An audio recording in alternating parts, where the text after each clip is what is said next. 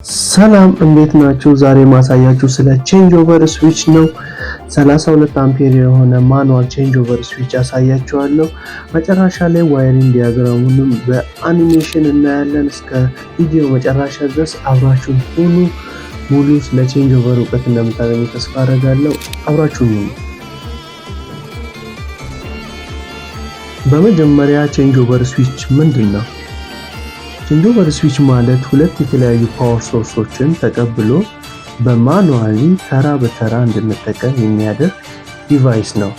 ለምሳሌ መብራት ዋናው ግሪዶችን እና ሶላር ወይም ጄኔሬተርን ተራ በተራ ሁለት የተለያዩ ሶርሶችን እንድንጠቀም የሚያስችል ዲቫይስ ነው ማለት ነው።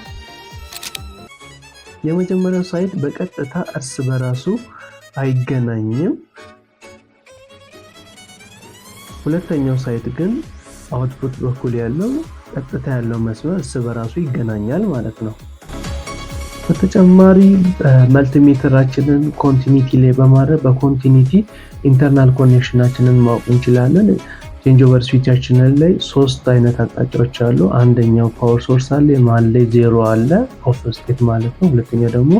ሁለተኛው የፓወር ሶርስ ማለት ነው። ሶ በኮንቲኒቲያችን የትኛው ከየትኛው ጋር ኮንቲኒቲ ያለው የሚለውን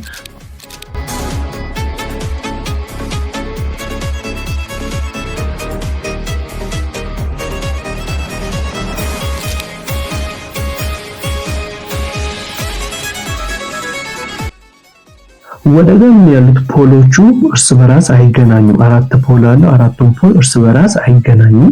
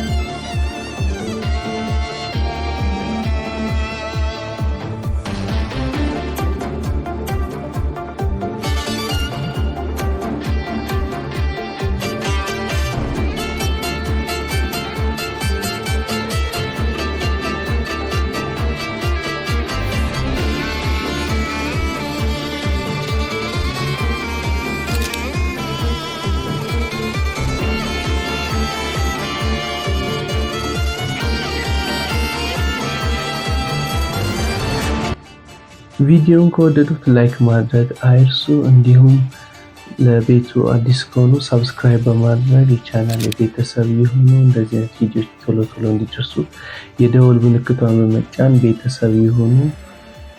ታንክስ ፎር ዋቺንግ።